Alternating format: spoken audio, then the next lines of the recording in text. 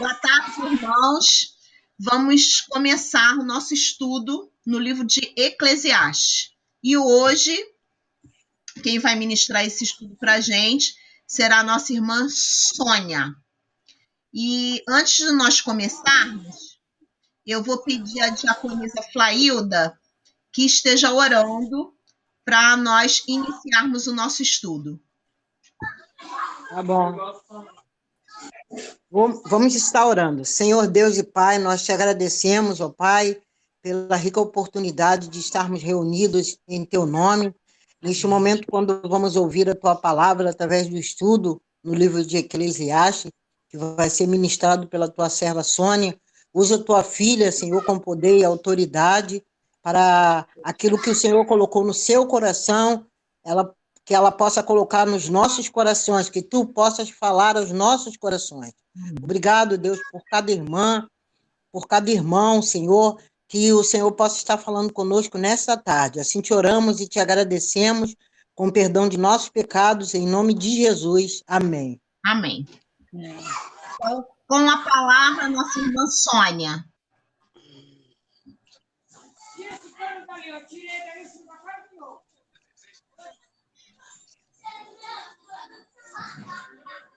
Isso, a Aninha saiu. Esperar ela voltar.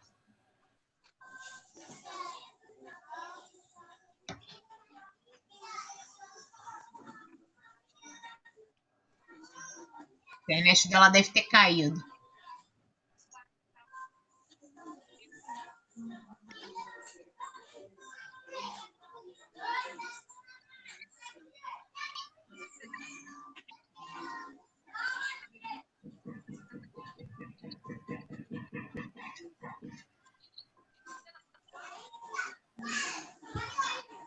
Deixa eu ver aqui. Acho que caiu a internet dela.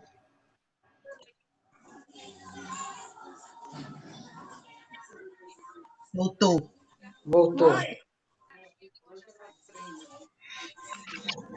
Oi, caiu, Sônia? Caiu. Aí entrou que eu tinha que assistir toda a propaganda para depois entrar na reunião. É verdade, agora tá assim. Então eu vou desligar meu microfone e ir com a palavra, tá, Soninha?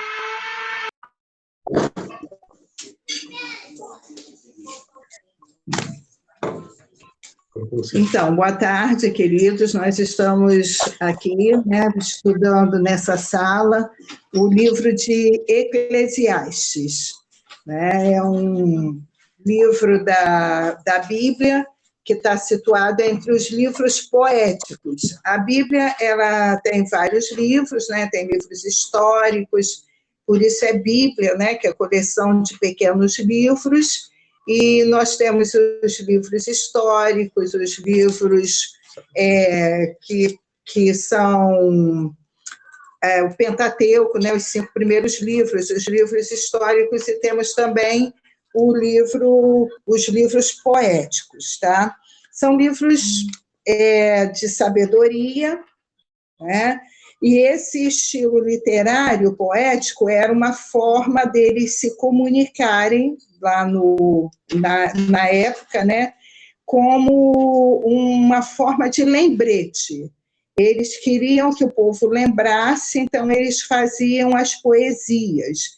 E quanto mais eles liam a poesia ou cantavam, eles chamavam a atenção do povo para esse livro, para aquele ensinamento.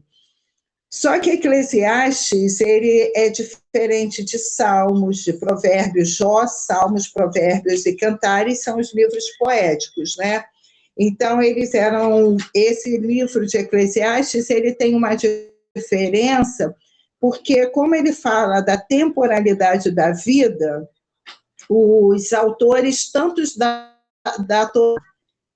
quando foi fechada todo o Velho Testamento, quanto os cristãos, eles tiveram um pouco de dificuldade de aceitar esse livro como um livro sagrado, por conta do livro ser um tanto pessimista, né? Ele é chamado do livro do pessimismo, ou do livro melancólico. Então, eles tiveram essa dificuldade de fechar justamente no cânon, esse livro, porque era um livro diferente que destoava de todos os outros livros, tá? E eu coloquei aqui que Eclesiastes, ele foi escrito em mais ou menos 935 a.C., portanto, 5 anos antes de Salomão morrer, né? Então, Salomão escreveu. Já foi o livro escrito na sua velhice, diferente de Provérbios e de Cantares. Cantares é o livro da poesia do amor, né? Do amor entre um homem e uma mulher, e Salomão descreve esse livro com alegria, com a vivacidade que ele tinha de jovem. Provérbios, já com uma meia-idade, Salomão já tinha mais uma vivência, né? Porque já estava com meia-idade, e daí Salomão escrevia Provérbios, o livro da sabedoria. Ele já pegou Provérbios e não só ele escreveu Provérbios, como ele falava sobre Provérbios que o povo, né, citava. E o último capítulo de Provérbios, 31, né, não é um escrito de Salomão, mas quando ele fala lá da mulher virtuosa, que ele começa a Provérbios 31, ele começa dizendo que foram ditos pela mãe dele. A mãe dele, né, a mãe de Lemuel, que é Salomão, foi quem ditou para ele quais seriam as normas de uma mulher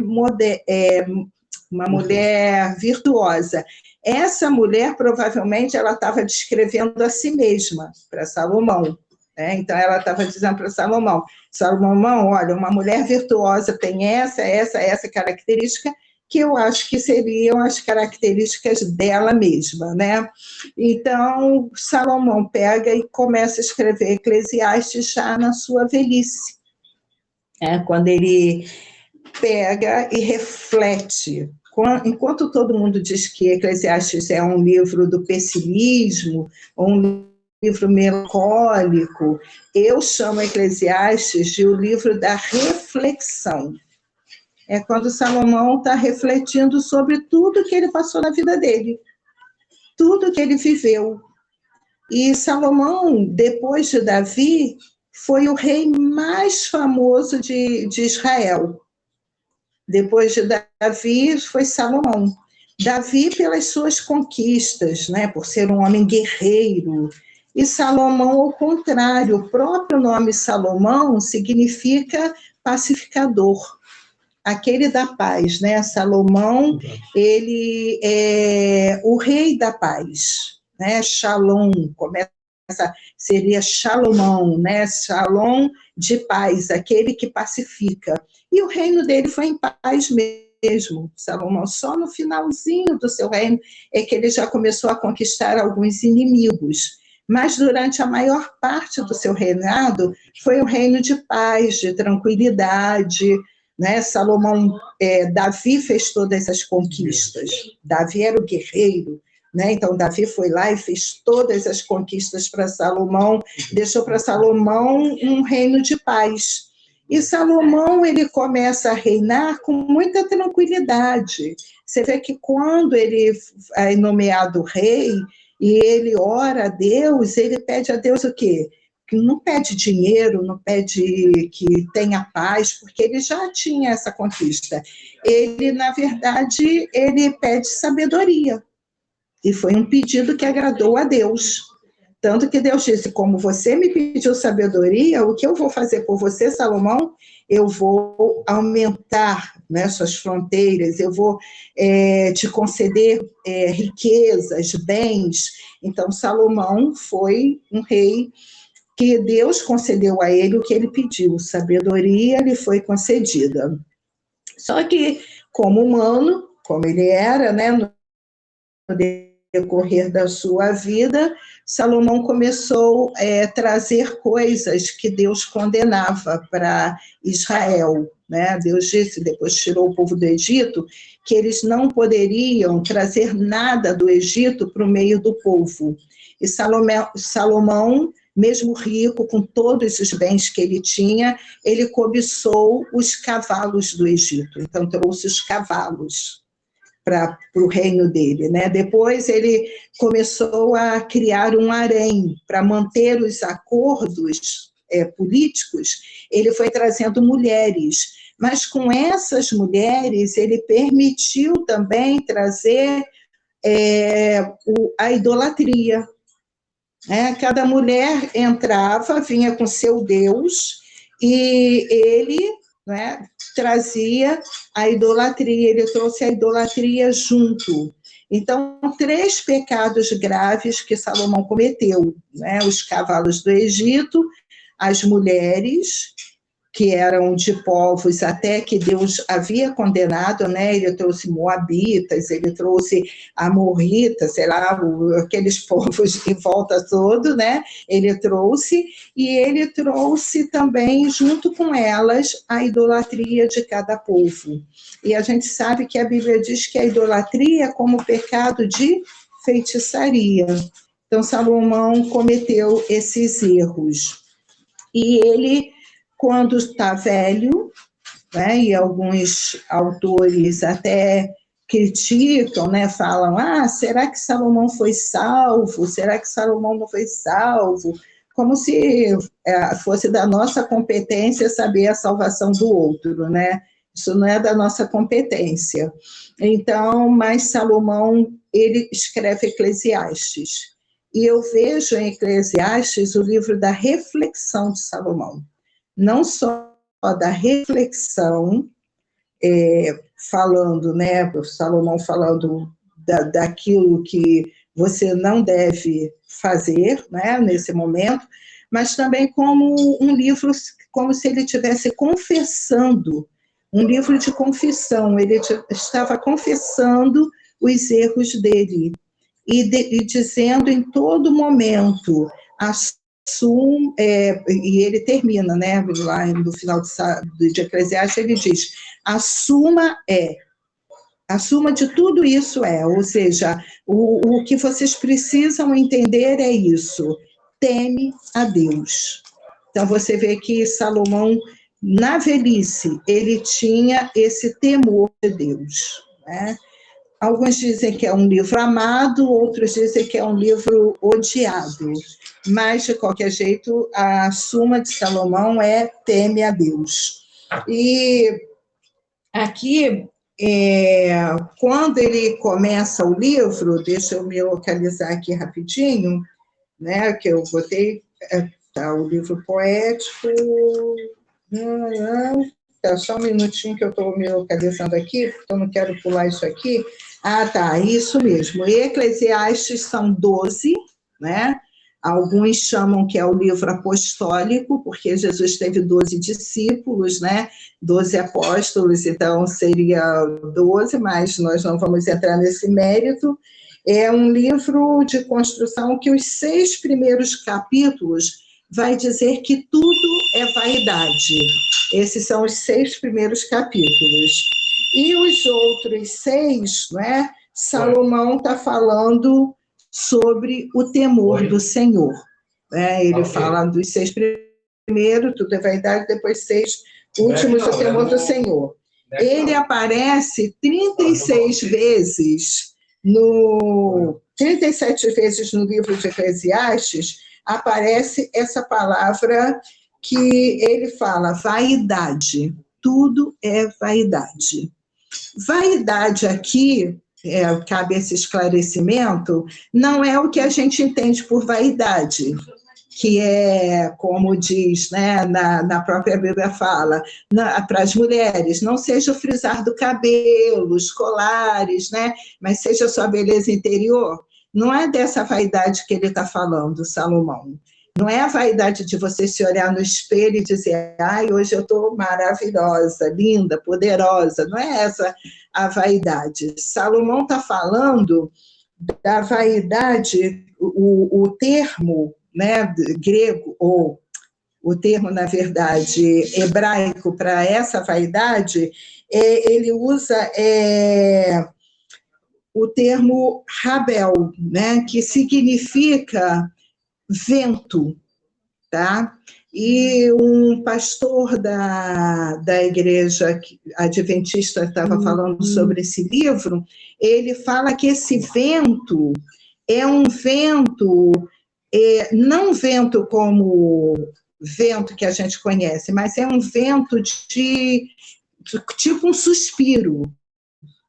É um vento suspiro, que você fala de cansaço. Ele está dizendo, olha, tudo nessa vida passa. É um suspiro, um cansaço, né? Eu estou cansado, tudo nessa vida passa. Então, a vaidade daí, desse termo bíblico, é isso que o pastor Rodrigo falou, é um suspiro cansado. Estou cansado, estou enfadado, tudo isso vai passar, a vida passa. Então, Salomão está trabalhando essa questão, por isso que ele fala toda hora, 37 vezes num livro de 12 capítulos, ele fala vaidade, ou seja, isso é um enfado, é um cansaço, vaidade. Outra curiosidade também, antes da gente entrar direto no livro, é o nome Eclesiastes, porque não é esse o primeiro nome do livro, tá? Esse é o nome que foi traduzido para a Septuaginta, porque a Septuaginta é a tradução do hebraico para o grego, né, da Bíblia, do Velho Testamento, na verdade, da Bíblia não, do Velho Testamento. É a tradução do hebraico para o grego. Então, para que isso ficasse bem claro, né, que essa tradução teve, né, a tradução, eles colocaram o nome de Eclesiastes, mas, na verdade, porque Eclesiastes vem de eclésia, de assembleia, né, então é um homem, uma pessoa falando para as outras pessoas. Tá? Então, é uma pessoa, o Salomão, falando para uma congregação, né? Para um grupo de pessoas. Então, eles traduziram para Eclesiastes. Mas, na verdade, no hebraico, é pregador. Tá? O termo é pregador. Por isso que começa, né, dizendo livro do pregador. O pregador é o termo hebraico para Eclesiastes. Até aí tudo bem, gente? Eu fiz uma introdução meio longa, porque eu tive que dar alguns detalhes para a gente começar a trabalhar o livro, tá? Eu vou trabalhar o livro de Eclesiastes, o capítulo 1, com esse livro aqui. Dá para ver? Está invertido. Está invertido, mas é esse comentário que eu vou utilizar, tá? Ele é bem sucinto e traduz bem aquilo que eu também entendo de Eclesiastes, tá? Aí ele fala assim, aqui devemos contemplar Salomão, que regressava das cisternas rotas e vazias do mundo para a fonte da água viva. Então, vamos pegar o texto, Eclesiastes 1, tá? Eu expliquei, né, que é o termo hebraico, e ele diz bem assim, palavra do pregador, filho de Davi, rei de Jerusalém. Vaidade, ou seja, suspiro, né? Suspiro, diz o pregador. Suspiro de suspiro, tudo é um suspiro, tá? A versão NVI diz, que grande inutilidade, diz o mestre, que grande inutilidade, nada faz sentido. Por isso ele é chamado de pessimista, né? Mas a gente não vai ler só o capítulo 1, quando a gente chegar no 12, a gente vai ver que não é o livro do pessimismo, e sim o livro da reflexão, do bom pensar, né? Aí ele fala, que proveito tem o homem de todo o seu trabalho com que se afadiga debaixo do sol? Então, de 1 a 3, ele está falando quando ele vem dessas cisternas, né? Ele se afastou da fonte da água viva, que seria Deus. né? Então, ele faz essa reflexão, porque por um período, quando ele começou a trazer o pecado para o meio do povo, ele estava afastado da fonte da água viva, que é o Senhor, né? E os que têm recebido a advertência de voltar e viver devem advertir os demais a não seguir adiante e morrer. Então, Salomão está pensando sobre isso, sobre esse afastamento dele do Senhor, da fonte de água viva. E nós devemos fazer da mesma forma, né? Pensar como Salomão, devemos levar outras pessoas à vida, convidar outras pessoas à vida, tá? E o verso de 4 a 8, ele retoma dizendo: geração vai e vem, mas a terra permanece para sempre. Levanta-se o sol, e põe-se o sol, e volta ao seu lugar, onde nasce de novo. O vento vai para o sul e faz seu giro para o norte. Volve-se e revolve-se na sua carreira, e retorna aos seus circuitos. Todos os rios correm para o mar, e o mar não se enche. E o lugar para onde correm os rios, para lá tornam eles a correr. Todas as coisas são canseiras tais que ninguém pode exprimir. Os olhos não se fartam de ver, nem se enchem os ouvidos de ouvir, né? Então, vejam, né, que até aí o livro é uma poesia, dá para perceber isso, né? Vai e vem, é uma poesia esse livro. Então, ele fala que todas as coisas estão em constante mudança e isto nunca cessa. O homem, depois de todo o seu trabalho, não estará mais próximo de achar repouso do que acharia o sol, o vento ou a corrente do rio. Sua alma não encontrará repouso se não o receber de Deus. Os sentidos cansam-se rapidamente, porém ainda anelam pelo que não experimentaram. Então, é assim mesmo, né? A gente vê isso, porque a gente, o sol se põe e vai. E eu achei aqui a analogia de Salomão perfeita, porque no verso 7 ele diz que os rios correm para o mar e o mar não se... E no 8 ele diz, os olhos do homem, né? Aí passa para o homem, os olhos não se fartam de ver, nem os ouvidos de ouvir. Então, Salomão está falando, né, que assim como o mar não se enche, os olhos dos homens também. Mas tudo isso, né, sua alma só encontra repouso, né, você só vai descansar se receber esse repouso de Deus. Né? Salomão está tendo essa reflexão. Ele está dizendo, eu não vou ter repouso, porque o homem, o ser humano, não tem repouso, a não ser que ele encontre esse repouso em Deus. Não é assim que a gente vê todos os dias? É diferente do que a gente percebe, né? Então, a gente vê Salomão falando isso. De 9 a 11, ele fala, o que foi e o que há de, o que foi é o que há de ser.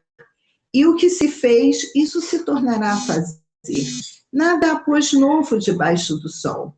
Há algumas coisas que se possam dizer, vês, isto é novo? Não, já foi nos séculos que foram antes de nós. Já não há lembrança das coisas que precederam, e das coisas posteriores também não haverá memória entre os que hão de vir depois delas. Né? Então, Salomão está dizendo que os corações do homem e as suas corrupções são agora os mesmos que foram em todas as épocas anteriores. Os seus desejos, buscas e queixas também são os mesmos. Aí não nos lembra Paulo dizendo, né, que o pecado vem por quê? Pela concupiscência dos olhos. Né? O homem peca porque seus olhos não se fartam nunca. A gente vê uma coisa e a gente acha, é muito boa, legal, muito boa. E aí o que a gente faz? A gente quer aquilo. Mas aí na frente você acha uma coisa que é muito boa. Aí você quer aquilo. Não foi o que Salomão fez? Ele tinha fartura, Mas ele olhou para onde? Para o Egito. Ai, os cavalos do Egito são muito bons, então vou lá buscar. Aí olhou para outros reinos, onde os reis, né, eram fartos, tinham harém. Aí ele diz, upa, legal, vou construir um harém para mim também, vou fazer esses acordos políticos, né? Então ele está falando que a corrupção do coração do homem é a mesma sempre.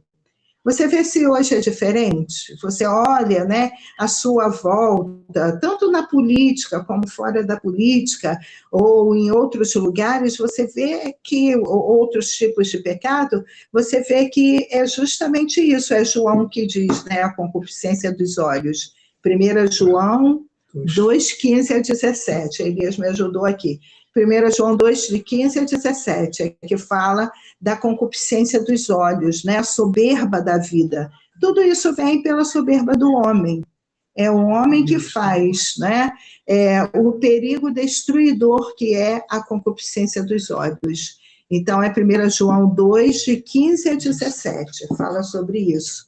E é exatamente isso que a gente vê, não é? O homem não se farta, ele não se farta. Os olhos dele nunca ficam fartos, né? Você come, e por mais que você coma muito, você tem um limite para comer, mas os seus olhos não, ele não tem limites, assim como a água dos rios enchem o mar, né? Os nossos olhos não têm limites, a não ser quando a gente encontra o repouso no Senhor, né? E a coisa fica diferente. E os versículos de 12 a 18, ele diz o seguinte: eu, o pregador, que é o título no hebraico, né? Eu, o pregador, venho sendo rei de Israel em Jerusalém. Então, isso aí já tira a dúvida de alguns que dizem que talvez não tenha sido Salomão que escreveu, mas aí está escrito isso, né?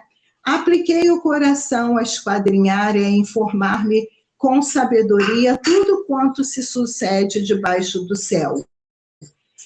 Este enfadonho trabalho impôs Deus aos filhos dos homens, para nele os afligir. Atentei para todas as obras que se fazem debaixo do sol, e eis que tudo era vaidade e correr atrás do vento. Aquilo que é torto não se pode endireitar, o que falta não se pode calcular. Disse comigo, eis que me engrandeci e sobrepujei em sabedoria a todos os que antes de mim existiram em Jerusalém. Com efeito, o meu coração tem tido larga experiência da sabedoria e do conhecimento.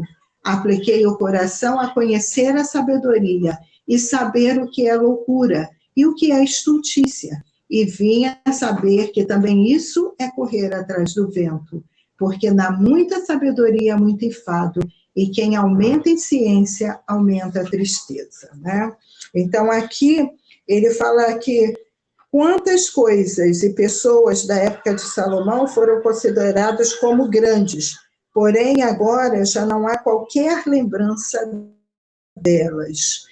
E a gente vê isso mesmo, né? Às vezes uma coisa é tão grande aos nossos olhos, tão belo, e depois passa e você não lembra. O pessoal tem mania de dizer que politicamente o povo tem memória curta. O povo não tem memória curta, não. É que as coisas começam tão grandes e depois elas desmoronam, que o que acontece? Passa. Né? Passou. Você não vai ter aquela ciência um tempo depois de que aquilo aconteceu. Então, né, a pessoa vai vendo que tudo passa. E Salomão experimentou isso, né? Ele provou todas as coisas e nelas encontrou a vaidade, né? O suspiro. Considerou que a busca por conhecimento era esgotamento, não somente para a carne, mas também para a mente. Quanto mais completou as obras feitas debaixo do sol, mais percebeu a vaidade destas, né? E outro capítulo ali, ele vai contar as obras dele, tudo que ele fez, né? É um capítulo que vem depois, a gente deixa para depois falar, né? Então, ele vai falar sobre isso, as obras que eu fiz isso, aquilo, mas tudo isso, né? ele ficou frequentemente afligia o seu espírito. Não podia alcançar a satisfação para si mesmo nem para os demais, algo que ele esperava, né? Ele esperava que ia satisfazer ao povo, ia satisfazer a ele mesmo, mas ele não encontrou essa satisfação nas obras das suas mãos. Quantas vezes a gente pensa isso? Que as obras das nossas mãos vão nos satisfazer, né? E, na verdade, não satisfazem. Então, ele fala aqui, falando que a busca por conhecimento e sabedoria trouxe às claras a maldade e a miséria do homem, de modo que, quanto mais sabia, mais razão encontrava para lamentar-se e para condoer-se, né? Aprendemos a odiar e a temer o pecado, que é a causa de toda vaidade e miséria, e valorizar a Cristo e buscar repouso no conhecimento, no amor e no serviço ao Salvador, né? Então, é assim que a gente aprende. Aprende que a obra de nossas mãos, né, não nos trazem satisfação, mas quando você usa suas mãos para fazer a obra de Cristo, aí você encontra satisfação para a sua alma. Aí você encontra o repouso para a sua alma. Quando você vai buscando sua satisfação no conhecimento de Deus, no pleno conhecimento de Cristo. Aí a gente vai satisfazendo. Você não faz uma obra por fazer, né? Você não vai atender o próximo por atender ou para que isso te satisfaça. Você faz isso porque Cristo é prioridade na sua vida. Então, Cristo traz essa satisfação para a sua vida, tá? Então, a gente tinha um cântico lá atrás que dizia: satisfação é ter a Cristo, né? Não há melhor prazer já visto. Sou de Jesus e agora eu sinto satisfação sem fim. É satisfação, é servir a Jesus. Servir a Jesus é que nos traz plena satisfação. Então, o cristão, ele vive nessa felicidade, nessa alegria, nessa plenitude, por conta de Cristo, não é por ele próprio. Não somos nós, mas é o Senhor que habita em nós. Então, que Deus nos abençoe. A gente tem outros capítulos, né, Elaine? Agora, não sei se a pandemia vai, ou se a quarentena, não a pandemia, se a quarentena vai muito longe, mas, de qualquer jeito, enquanto a gente puder, a gente vai estar esgotando os capítulos de Eclesiastes, ok?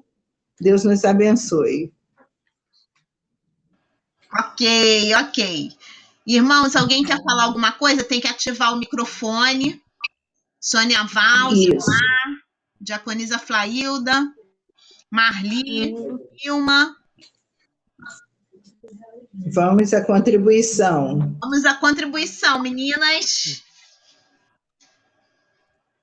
Fala, Sônia Val, abre seu coração. Fala, Zilmar. Sônia Val vai falar, com certeza. Vamos tentar ouvir a satisfação. E será que vai dar certo? Vamos tentar. Faz o gesto aí. Faz aí, olha. Vou fechar o meu microfone. Vai, Zilmar. Deixa eu fechar meu microfone aqui, porque um só tem que puxar. Vai.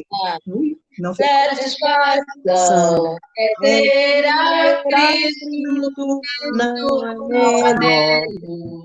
Prazer já visto, sou de Jesus, e agora eu sinto satisfação sem fim.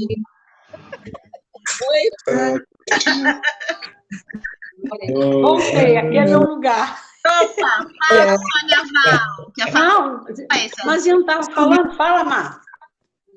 Não, estava dando satisfação. O que eu fico mais maravilhada é de poder aprender a cada dia, né? E você falou uma coisa muito importante. Salomão, já numa idade né? Já na velhice, praticamente, não é isso? Deus deu a ele o privilégio de escrever esse livro para nos ensinar, né? Uhum. E, assim, é de uma valiosidade tão grande a palavra de Deus, que é o que eu falei, tem que ter uma junção.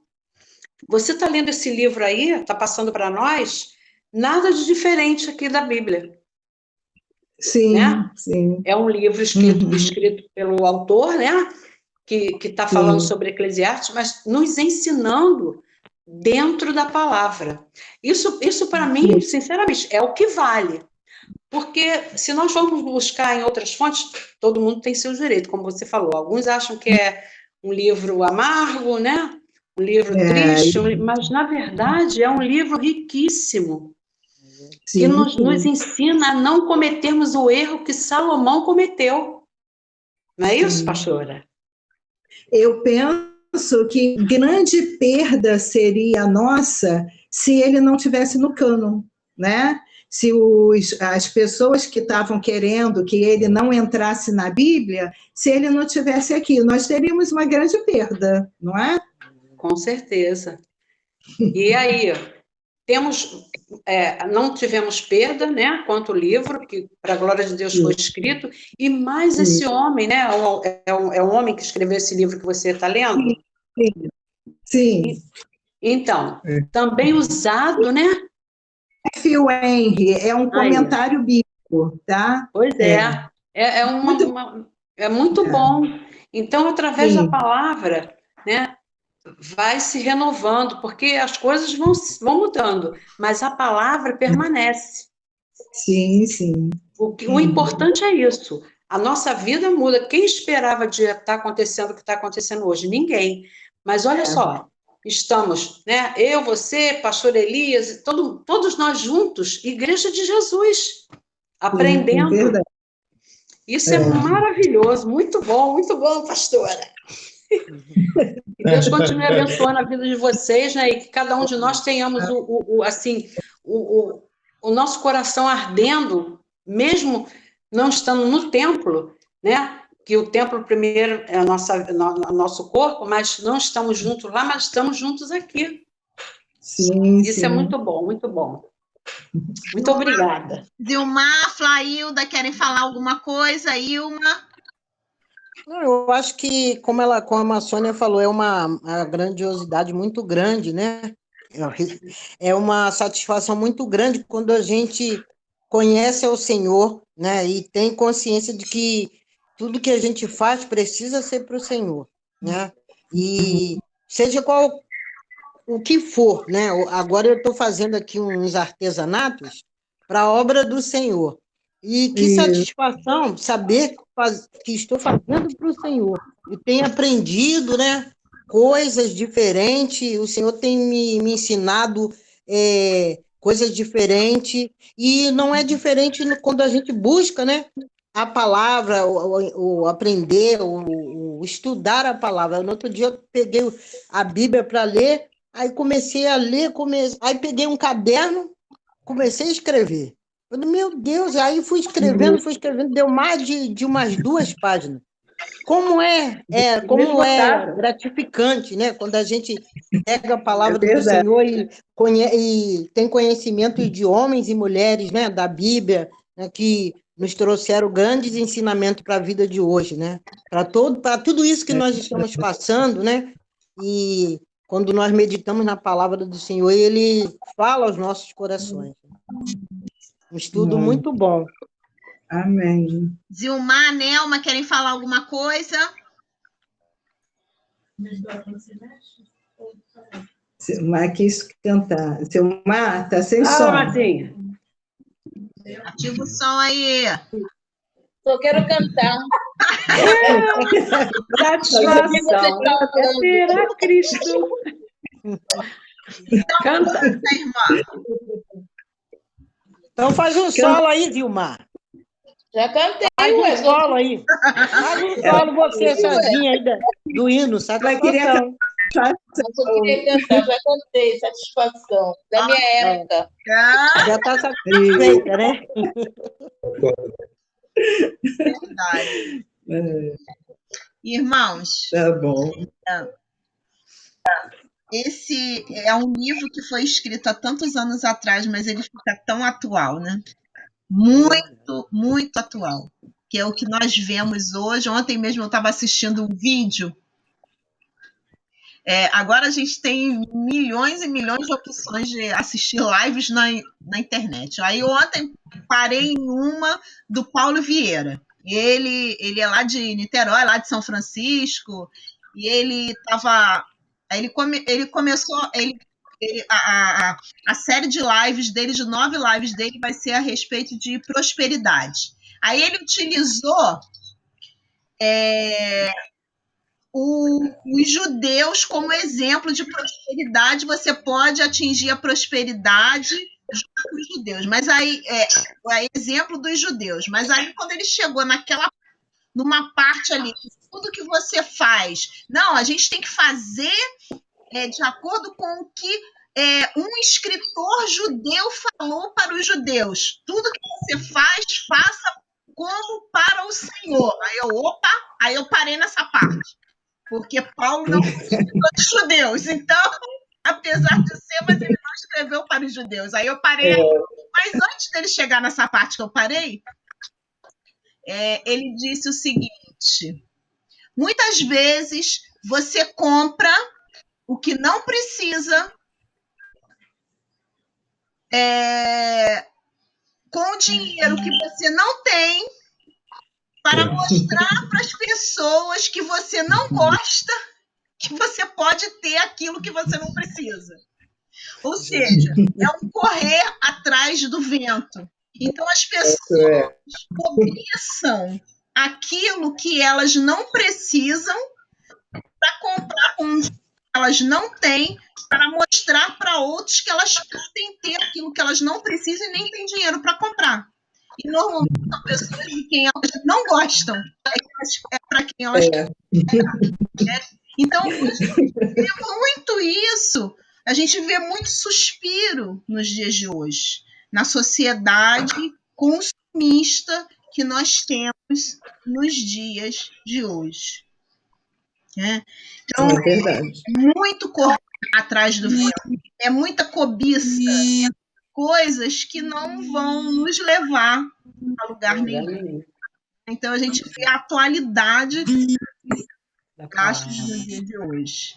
É uma bênção, realmente seria uma perda se esse livro tivesse sido tirado, não tivesse sido incluído, né, no cânon bíblico. Nós iríamos perder uma grande oportunidade de refletirmos realmente sobre a vaidade da vida, né? Sobre os suspiros de cansaço, que na verdade tudo às vezes a gente tem a sensação de que a gente luta para conseguir alguma coisa e a gente vê que no fundo, poxa, não valeu a pena. Tanto cansaço, né? E às vezes aquilo que vale a pena lutar, por aquilo que vale a pena lutar, nós não queremos lutar porque dá trabalho. E às vezes por algo que não vale a pena, dá um trabalho maior, mas nós achamos que vale a pena e quando a gente chega no final, a gente vê que foi vaidade. Foi correr. Olha para trás e vê. Oi? Isso mesmo. A gente olha para trás e vê por quê, né? Exatamente. Verdade. Com certeza. Porque nós fizemos igual Salomão. Pegamos os cavalos lá do Egito. É verdade. Criamos o harém. É verdade. Aí, ó. Colocamos os ídolos lá para adorar. É, isso aí. É verdade. Muito bom. Irmãos, vamos terminar então. Vamos orar, vamos agradecer a Deus pelas curas que Ele tem promovido no nosso meio. Temos que continuar celebrando, né? Agora, Eliane postou ontem que ela e Antônio Carlos também já estão curados para a glória do Senhor. Graças a Deus. Também já está curada, acho que já está até em casa. E nós temos muitos motivos. Também está bem melhor, né? Nossa irmã Gisela, Sidney já estão curados, já estão trabalhando. Então, nós temos muitos motivos para nós celebrarmos ao Senhor. E continuar pedindo, né? Pela Selma, pelo Miraldo, que estão muito resfriados. E são muitos pedidos, eu não lembro de todos, tem alguns fora da igreja, mas de pessoas ligadas, né? A patroa do Enildo, esposa de Rose Marins, o pastor Flávio também, né? Fala, Sônia. Aquela moça que Fabinho falou, que pediu oração, ela está melhor também? Acho que é a esposa do rapaz que faleceu. Ele não tocou mais no assunto, não. Ele não falou mais nada sobre a Elaine. Não sei. Elaine, isso mesmo. Ele não falou mais nada sobre ela, não. Depois eu vou até perguntar a ele aqui. Tá bom? Deixa eu pedir oração, que na hora que eu ia entrar aqui, teve a notícia eu tenho um tio, irmão da minha mãe, né? Essa moça foi casada com ele há mais de 40 anos, casada com ele. Depois eles se separaram, ela ficou num canto, ele no outro, e ela foi para o hospital de Itaboraí porque infartou, teve um infarto. Mas lá ela adquiriu a bactéria, né, o vírus, né? Na verdade, não é bactéria, é vírus. O vírus, e veio a óbito agora. Então, as primas, né, que são as filhas dela, ligaram para minha mãe, chorosas, dizendo que ela faleceu. Tá? Eu pedi que orem por minhas primas, porque para que elas também vejam nisso, né, e reconheçam Jesus, porque são todas fora do Evangelho. Tá bom. Tá bom. Sônia Val, vou pedir que você ore a Deus, agradecendo ao Senhor, e também por esses pedidos de oração, tá bom? Ok. Oremos. Senhor, nosso Deus e nosso Pai, nós somos gratas a Ti, Senhor, somos gratos, Pai, pela Tua palavra, somos gratos, Senhor, pela vida da Tua serva Sônia, Senhor, pastor Elias, ó Deus, e todos nós, Senhor, que participamos, Senhor, dessa sala. Muito obrigada pela oportunidade, Senhor, porque aprender de Ti é a coisa mais valiosa que temos nessa vida. Temos a Tua palavra, Senhor, para nos dar, Senhor, conhecimento e nos dar, Senhor, a direção para fazer aquilo que é bom diante dos Teus olhos, Senhor. Então, tenha misericórdia de nós e nos ajude, Senhor, em nome de Jesus. Também queremos colocar, Senhor, na Tua presença, ó Deus, os nossos agradecimentos pelos irmãos que já tiveram a cura, Senhor, para a glória do Teu nome, ó Deus, como o irmão Sidney, a Gisela, seus filhos, ó Deus, o filho da irmã Raimunda, Senhor, que também já está fora de perigo, Deus, e tantos outros, Senhor, que o Senhor tem curado para a glória do Teu nome. Muito obrigada, porque a cada dia nós vemos que o Senhor ouve e responde às orações, Senhor, do Teu povo, Senhor. Muito obrigada, Deus. E também, Senhor, eu quero colocar diante do Teu altar a vida, Senhor, das primas da Soninha, que acabaram de perder a sua mãe. Senhor, acalenta o coração delas, ó Deus. Mas, Senhor, toca, Senhor, no mais profundo, para que elas possam ter um encontro real com o Senhor, que elas possam viver trilhando os caminhos de Jesus, Pai. Acalenta os corações, Senhor, dá direção em tudo que for necessário e acalenta, Senhor, em nome de Jesus, porque está sendo tão triste, Pai. As pessoas têm perdido, Senhor, os seus entes queridos, não têm tido a possibilidade de se despedir, de fazer um sepultamento como queriam, Senhor. Então, Pai, tenha misericórdia delas, Senhor, de toda a família. E também, Senhor, visita o pastor Flávio, a Eliane, Senhor, e todos os que estão sendo acometidos também por esse vírus, ó Deus. Mas nós louvamos o Teu nome, Senhor, te agradecemos, porque sabemos que tudo aquilo que o Senhor permite é porque o Senhor tem propósito. E que nós possamos entender isso. Nós temos mais a que agradecer do que a pedir.